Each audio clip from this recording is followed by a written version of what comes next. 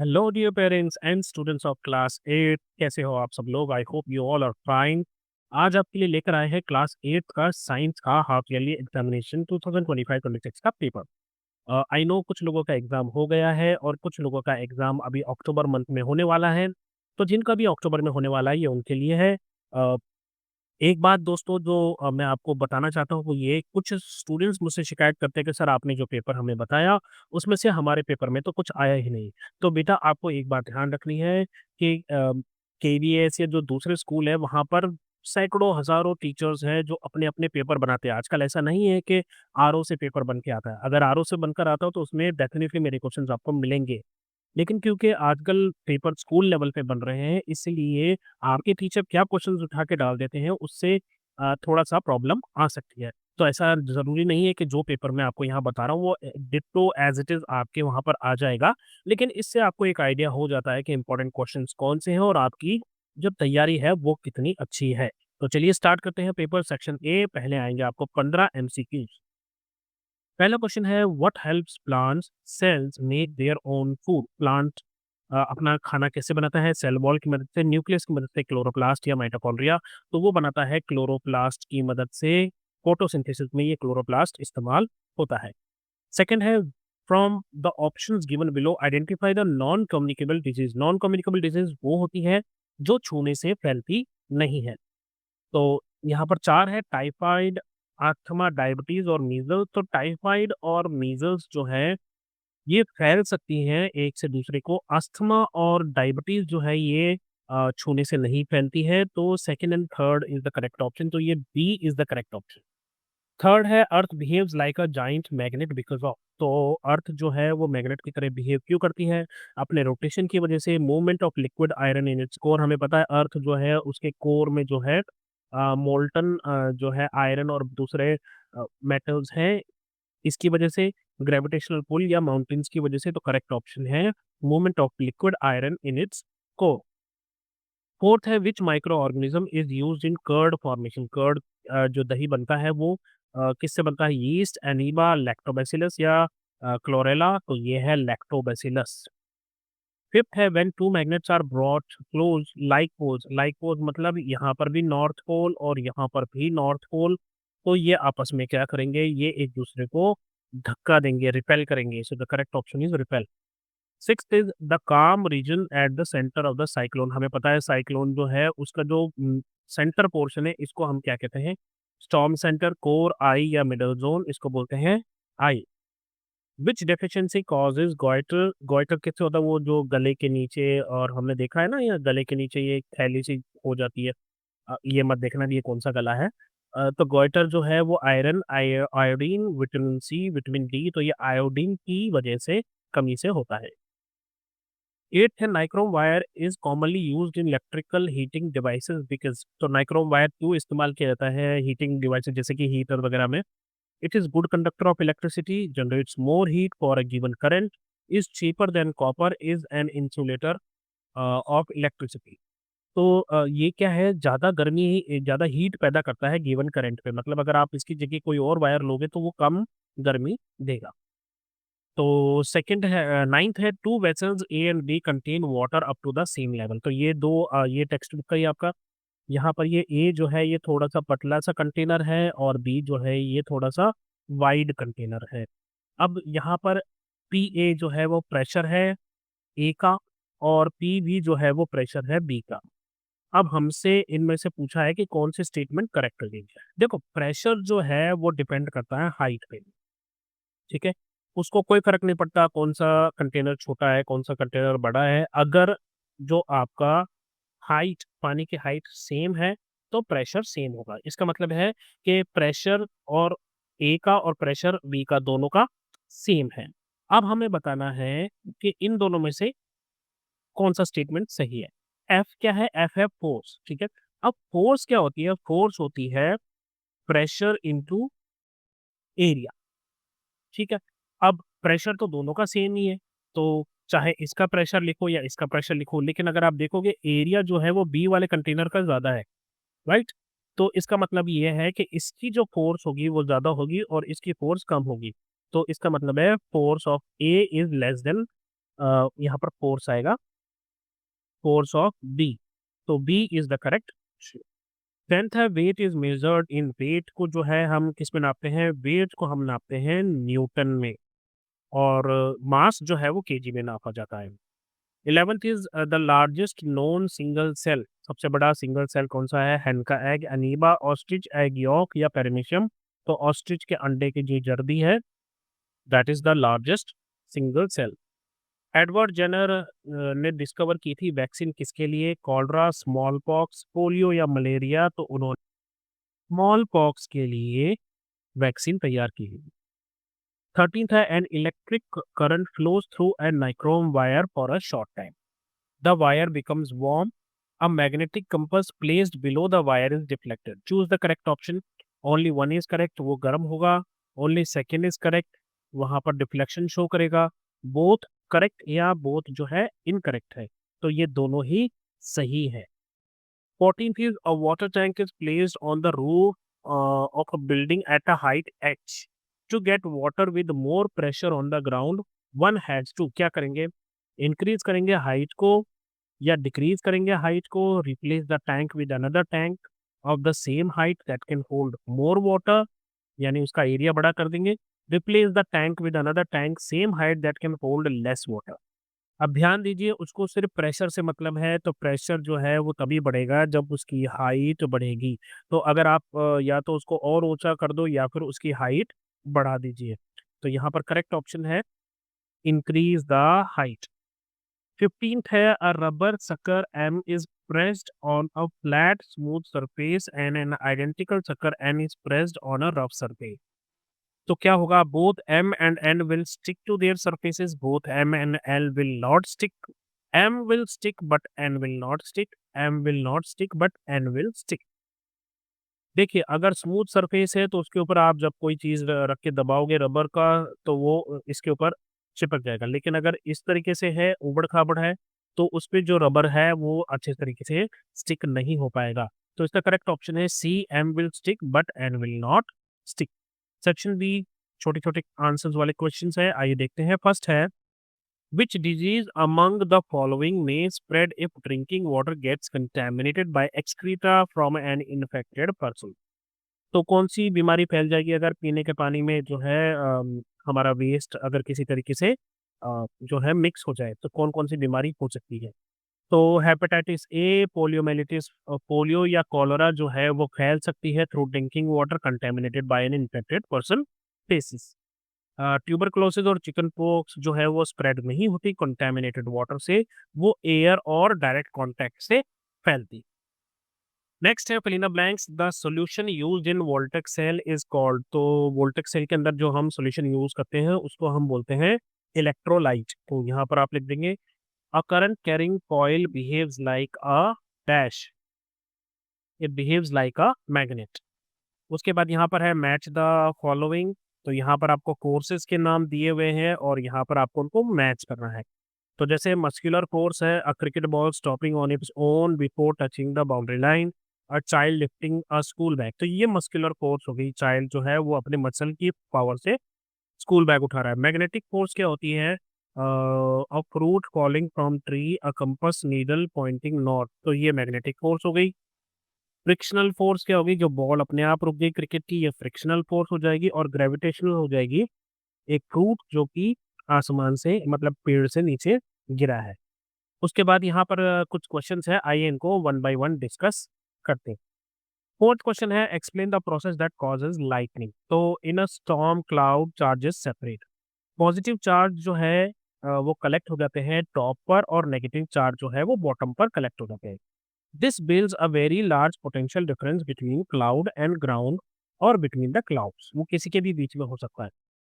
तो जब electric field becomes strong enough, the air breaks down and sudden discharge of electricity occurs, that is flash, जो हम बिजली जो चमकती है वो देखते हैं।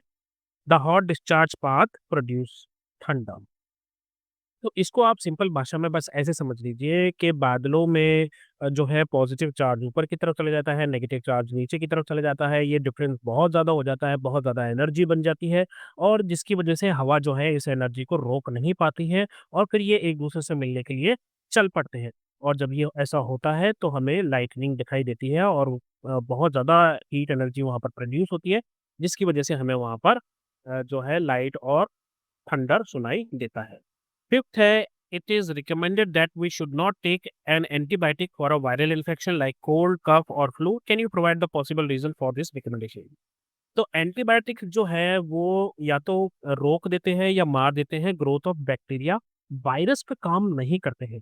और एंटीबायोटिक जो है वो वायरस के लिए ले रहे हो आप तो उसमें कोई हेल्प करेगी नहीं, क्योंकि antibiotic are for bacteria, they are not for viruses. तो इसके साइड इफ़ेक्ट भी हो सकते हैं और बाद में ये भी हो सकता है कि वो एंटीबायोटिक की दवाइयाँ आपके शरीर में रेजिस्टेंस पैदा कर दें और जो है बैक्टीरिया को ट्रीट करना मुश्किल हो जाए और वो एंटीबायोटिक फिर आपके शरीर में काम ही ना करें फ्यूचर में। सिक्स्थ है, define unicellular and multicellular organism. तो यूनिसेल्युलर कौन से होते हैं? जो सिंगल सेल से बने हुए होते हैं। अपनी लाइफ के सारे फंक्शन जितने भी काम है वो सिंगल सेल ही करता है, जैसे कि अमीबा या कुछ बैक्टीरिया। मल्टीसेल्युलर क्या होते हैं? ये बहुत सारे सेल से बने हुए होते हैं और हर सेल जो है वो डिफरेंट जॉब करने के लिए होता है, जैसे कि human, plant, mango tree etcetera. Section C की तरफ बढ़ते हैं, यहाँ पर 3 मार्क्स वाले क्वेश्चंस आपको मिलेंगे। Identify the following micro organism. ये आपकी टेक्स्ट बुक्स का डायरेक्ट क्वेश्चन है। I live in every kind of environment and inside your gut. तो मैं कौन हूँ? मैं हूँ बैक्टीरिया। फॉर एग्जाम्पल, यहाँ पर इन्होंने कॉली की एग्जाम्पल दी है जो कि पेट में आपको मिलता है। I make bread bread and cake soft and fluffy. तो ये है यीस्ट। थर्ड है, I live in the root of pulse crops and provide nutrients for their growth. तो ये है rhizobium bacteria, they fix nitrogen in root nodules. Next question है, if a ball is thrown upwards it slow down, stop momentary and then falls back to ground. जैसे हम ball फेंकते हैं तो ये पहले धीरे धीरे ऊपर को जाती है, फिर थोड़ी सी देर के लिए रुकती है और फिर उसके बाद वापस ये नीचे की तरफ आने लग जाती है। Name the forces acting on the ball, specify the directions. Okay, तो जब वो ऊपर की तरफ जा रही है तो उस पे लग रही है ग्रेविटी की फोर्स और वो फोर्स इसको पीछे की तरफ खींच रही है। Air resistance also act downward. तो मोशन क्योंकि ऊपर की तरफ है तो जो रेजिस्टेंस है वो नीचे की तरफ आएगा। और जब वो डाउनवर्ड बॉल नीचे की तरफ आ रही है तो gravity acts downward, air resistance act upward. तो जो ग्रेविटी है वो नीचे की तरफ ही इसको जो है फोर्स लगाएगी, लेकिन जो एयर है वो ऊपर की तरफ इसमें, तो एयर जो रेजिस्ट करती है वो अपोजिट डायरेक्शन में ही करती है। अच्छा, टॉप मोस्ट पोजीशन पे जो यहाँ पर अगर अगर यहाँ पहुँच जाए तो फिर वहाँ पर क्या होता है? तो the ball velocity is momentarily 0। यहाँ पर आकर इसकी जो वेलोसिटी है 0 हो जाती है और एयर का रेजिस्टेंस भी लगभग 0 हो जाता है। फिर ग्रेविटी जो है उसको धीरे-धीरे नीचे की तरफ खींचती है। थर्ड क्वेश्चन है, what is an electromagnet? Explain the working of lifting electromagnet. Electromagnet क्या होती है? एक ऐसी मैग्नेट जिसमें इलेक्ट्रिक करंट पास करके उसको मैग्नेट बनाया जाता है। ये परमानेंट मैग्नेट नहीं होती है। एक इस तरीके से लेके और उसके अंदर जो है इलेक्ट्रिक करंट पास करके और इसको टेम्परेरी मैग्नेट बनाया जाता है। जब तक इसमें करंट पास होता रहेगा ये मैग्नेट की तरह बिहेव करती रहती है। वर्किंग, तो जब करंट पास होगा through the coil the iron core becomes magnetised और वो एक मैग्नेट की तरह बिहेव करती है, यानी कि मैग्नेटिक फील्ड बनाती है। ये जो है फिर अट्रैक्ट करता है किसको? फेरोमैग्नेटिक ऑब्जेक्ट, जैसे कि वहाँ पर जितना भी आयरन का स्क्रैप्स है या जितने भी मैग्नेटिक सब्सटेंस है उनको वो अपनी तरफ अट्रैक्ट कर लेती है। In a scrapyard crane, the electromagnet is switched on to pick up the metal sheets and switched off to drop them. तो जब तक चाहिए तब तक उसमें करंट पास करते रहेंगे और उसको मैग्नेट की तरह इस्तेमाल करते रहेंगे। फिर जब उस कोड़े को किसी एक जगह पटकना है तो करंट को बंद कर देंगे। इसी के साथ और में एक क्वेश्चन है, what is the heating effect of electric current give to users? तो हीटिंग इफेक्ट क्या होता है? जब इलेक्ट्रिक करंट किसी तार में से या कंडक्टर में से फ्लो करता है और उसकी वजह से वहाँ पर बहुत ज़्यादा हीट प्रोड्यूस होती है, तो उसको हम बोलते हैं heating effect of electric current. जैसे कि आपको ये कहाँ मिलेगा? इलेक्ट्रिक हीटर में मिलेगा, रूम हीटर में मिलेगा, आपकी प्रेस जो इलेक्ट्रिक आयरन आप करते हो, टोस्टर, गीज़र, फिलामेंट, जो बल्ब का फिलामेंट होता है, पहले जो बल्ब आते थे, इनकैंडेसेंट बल्ब जो इस तरीके से आपने देख रखे होंगे, वो उन बल्ब में एक ये वायर, नाइक्रोम का वायर इस तरह चलता है ना? तो ये वाला वायर, ये सब जो है इसी heating effect of electric current पे बेस्ड है। उसके बाद है the following graph provide information about the number of dengue cases reported in a hospital over a period of 1 year. ये भी टेक्स्ट बुक का क्वेश्चन है। तो यहाँ पर इन्होंने दे रखा है ये जैन 10 फेब मार्च अप्रैल सब में अलग अलग दे रखा है। जैसे कि यहाँ पर 65 केसेस हैं। कब है ये? जुलाई, अगस्त और सितंबर। चलिए क्वेश्चंस को देखते हैं। पहले क्वेश्चन क्या है? In which 3 months were the dengue cases highest? तो ये आ गया जुलाई, अगस्त एंड सितंबर। उसके बाद है in which month were the cases lowest? तो लोवेस्ट सबसे कब थे? जैन में। व्हाट नेचुरल और environmental factors during the peak months might contribute to increase the dengue cases? अब इंक्रीज रेनफॉल जो है वो उसकी वजह से क्या होगा? गड्ढों में पानी भरेगा, गड्ढों में पानी भरेगा टायर या पडल्स में, तो उसके पास जो है एडीज मॉस्किटो पैदा होंगे। और जैसे ही वार्म टेम्परेचर और ह्यूमिडिटी होगा तो ये मॉस्किटो को हेल्प करते हैं सरवाइव करने में, और फिर डेंगू वहाँ से शुरू हो जाता है। फिफ्थ क्वेश्चन मैंने न्यूमेरिकल लिया है आपकी क्लास में की बुक में। जो है दो न्यूमेरिकल्स हैं। पहला है an elephant stands on 4 feet if the area covered by 1 foot is 0.25 meter square. Calculate the pressure exerted by elephant on the ground if its weight is 20,000 Newton. ठीक है, एलिफेंट का ले लिया, वेट है उसका 20,000 न्यूटन। एरिया ऑफ 1 फुट कितना हो गया? 0.25। अब उसके पैर कितने होंगे? 4, तो चारों का निकाल लो। तो हम क्या करेंगे? 4 से 0.25 को मल्टीप्लाई करेंगे। 4 चवन्नियाँ मिलके हो गया 1 रुपया। तो यहाँ पर आपका जो टोटल एरिया आ गया वो आ गया 1 मीटर स्क्वायर। प्रेशर क्या होता है? Force upon area. तो हम 20,000 को 1 से डिवाइड करेंगे तो कितना आएगा? 20,000। तो ये है पास्कल। और this is the pressure exerted by elephant on the ground. इसी के साथ में और में ही मैंने आपको दे दिया है क्या है? There are two boats A and B. Boat A has base area of 7 metre square and 5 person are seated in it. तो दो बोट्स हैं। बोट ए का बेस एरिया यानी कि उसके नीचे का जो हिस्सा है, ये किसी बोट है जो भी है, तो इसका जो नीचे का हिस्सा है वो है 7 मीटर स्क्वायर का एरिया है, और 5 लोग इस पर बैठे हैं। Boat B has base area of 3.5 metre square, और उसमें 3 लोग बैठे हैं। अब हर एक पर्सन का वेट जो है वो 700 न्यूटन है। Find out which boat will experience more pressure on it's base and by how. तो बहुत सिंपल सा है। बोट ए का बेस एरिया हमें 7 मीटर स्क्वायर दिया है, 5 लोग बैठे हैं, एक का जो वेट है वो 700 है, तो सबका मिला के कितना हो गया? 3500 न्यूटन। प्रेशर क्या होता है? प्रेशर होता है फोर्स अपॉन एरिया। फोर्स कितनी है? 3500 अपॉन 7, तो कितना आया? 500 पास्कल इसका आया। बोट बी का देखिए बेस एरिया कितना है? 3.5। 3 लोग बैठे हैं तो 700 से मल्टीप्लाई कर दिया, तो यहाँ पर आ गया 2100 न्यूटन। प्रेशर निकालेंगे बी का, वो कितना आएगा? 2100 अपॉन 3.5। इसको जब आप डिवाइड करोगे तो आपका आंसर आएगा 600 पास्कल। अब आप बताइए कि दोनों में से ज़्यादा प्रेशर किस पे है? तो जो बोट बी है उसको 600 मतलब 100 पास्कल का वेट प्रेशर सॉरी प्रेशर जो है वो ज़्यादा झेलना पड़ेगा। सेक्शन डी की तरफ बढ़ते हैं। केस स्टडी बेस्ड क्वेश्चंस है यहाँ पर। व्हेन अ रे of light falls on a polished surface like mirror, इस तरीके से इट बाउंस बैक। तो जो लाइट आती है वो बाउंस बैक होके जाती है। This phenomena is called reflection of light. The रे that falls on the mirror is called incident ray. The रे that comes back after reflection is called reflected ray. हम इसको इस तरीके से दिखा सकते हैं। द परपेंडिकुलर ड्रॉन, ये जो है परपेंडिकुलर इस तरीके से 90 डिग्री का बनेगा, इसको हम बोलते हैं क्या बोलते हैं? नॉर्मल। और ये है पॉइंट ऑफ इंसिडेंस। ठीक है, अब क्वेश्चन क्या है? The angle between the incident ray and normal ray is called angle of incidence. The angle between reflected ray and normal ray is called angle of reflection. According to the laws of reflection the angle of incidence is equal to angle of reflection. The incident ray, reflected ray, normal all lie in the same plane. तो ये जो angle है normal और इसके बीच में, incident ray के बीच, ये angle of incidence है, ये एंगल ऑफ रिफ्लेक्शन है। ये दोनों आपस में बराबर होते हैं और ये तीनों चीजें जो हैं एक ही प्लेन में मिलती है। ये है laws of reflection. First question है what is the ray of light that falls on the mirror. जो आ रही है वो इंसिडेंट है। और define the angle of reflection. Angle of reflection क्या होगा? नॉर्मल और रिफ्लेक्टेड रे के बीच का एंगल। फर्स्ट लॉ क्या है? Angle of incidence is equal to angle of reflection. In reflection which 3 elements always lie on the same plane, तो वो होगा इंसिडेंट रे, नॉर्मल और आपका रिफ्लेक्टेड रे, तीनों जो है एक ही प्लेन में आपको मिलेंगे।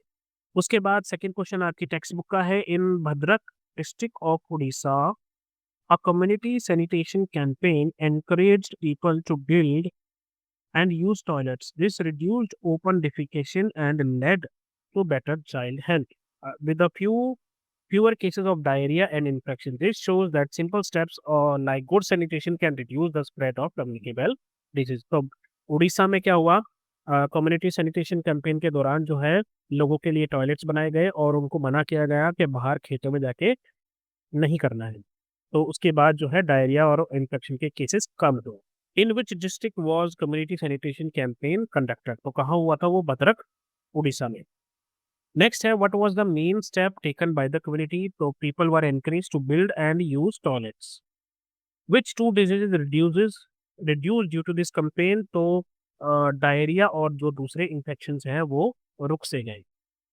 फोर्थ है, what is the key lesson we learn in this case study, तो सिंपल सैनिटेशन स्टेप जैसे कि टॉयलेट और हाइजीन जो है वो कई बीमारियों को फैलने से बचा सकता है। आगे बढ़ेंगे, section E last section, long answer type question है यहाँ पर। There is a flu outbreak in your school, ये भी आपके टेक्स्ट बुक का क्वेश्चन है। Several classmates are absent while some are still coming to school coughing and sneezing. What immediate action should the school take to prevent further spread? तो हम क्या करेंगे, बच्चों को बोलेंगे जिनको फ्लू के सिम्टम्स हैं वो वापस घर चले जाए और डॉक्टर से मिले। अवॉइड क्राउडेड असेंबलीज नहीं करनी है। Remind everyone about hand washing और टिश्यू और हैंड सैनिटाइजर प्रोवाइड करना। If your classmate who shares the bench with you start showing symptoms of the flu, how can you respond in a considerate way without being rude और hurtful. आपके seat पर बैठने वाले दोस्त को भी हो गया है तो आप बिना रूड हुए कैसे उसको समझा सकते हो। तो जेंटली हम क्या करेंगे, उसको बड़े प्यार से उसको बोलेंगे, if they are feeling okay and offer a tissue, उनको टिश्यू दे दो। Tell them privately you are worried about their health and suggest they visit school nurse and their parents. या फिर keep distance politely, do not tease और blame, और हो सके तो उनको हेल्प भी करें। थर्ड है, how can you protect your self and others from getting infected in this situation. तो हाथ धोइए बार बार सोप या सैनिटाइजर से उनके फेस को, और या अपने फेस को टच करने के लिए रोकिए।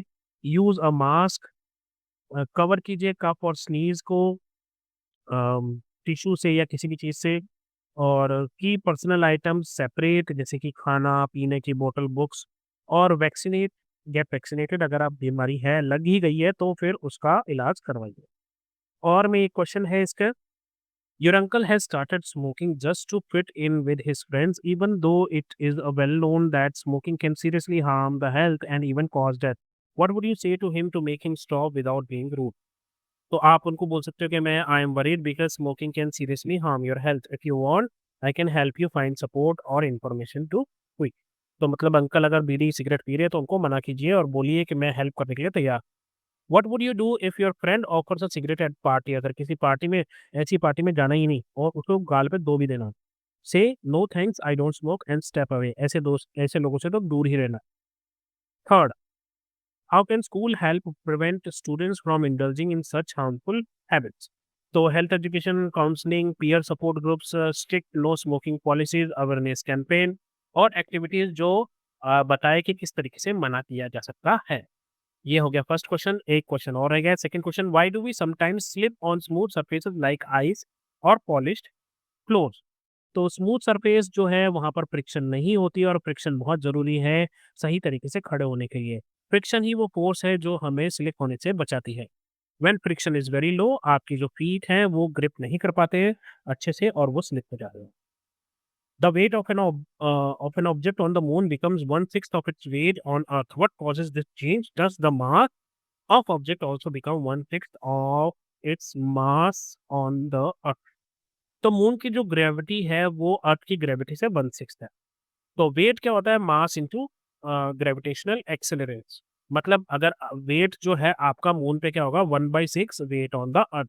तो जब आपका जो वेट है वो 1/6 हो जाएगा तो ऑब्वियस सी बात है, तो वहां पर आपको ग्रेविटी भी जो है वो कम महसूस होगी।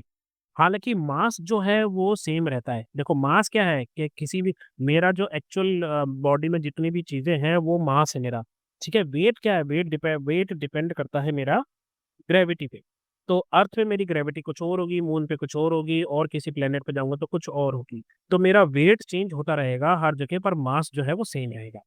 इसी के साथ लास्ट में और में एक क्वेश्चन और दे दिया है मैंने दोस्तों, explain how storm becomes a cyclone. तो जो लो प्रेशर एरिया है ओशन के ऊपर वो हीट और मॉइस्चर को इकट्ठा करता है। इफ कंडीशंस जैसे कि warm sea, humidity, low vertical wind shear are favourable, तो ये विंड जो है ज़्यादा स्ट्रेंथन होती है, मजबूत होती है और रोटेट करने लग जाती है। क्यों? क्योंकि अर्थ की रोटेशन की वजह से ये भी रोटेट करने लग जाती है।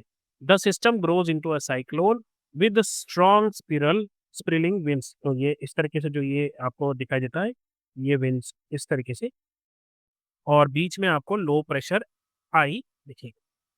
बी है explain why holes are made in banners and hoarding. आपने देखा होगा कई बार बड़े-बड़े होर्डिंग्स और बैनर्स पे जो है छोटे-छोटे से होल्स होते हैं।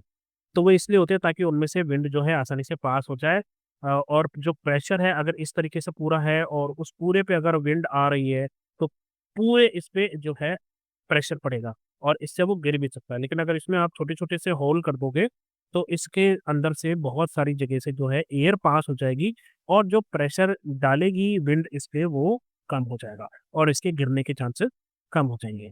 तो अभी के लिए दोस्तों बस इतना ही। अपना ध्यान रखें, मम्मी-पापा का कहना मानें और जब भी कोई प्रॉब्लम हो तो नॉक कीजिए और बोलिए हेलो अध्यापक, take care, bye bye, have fun, all the very best for your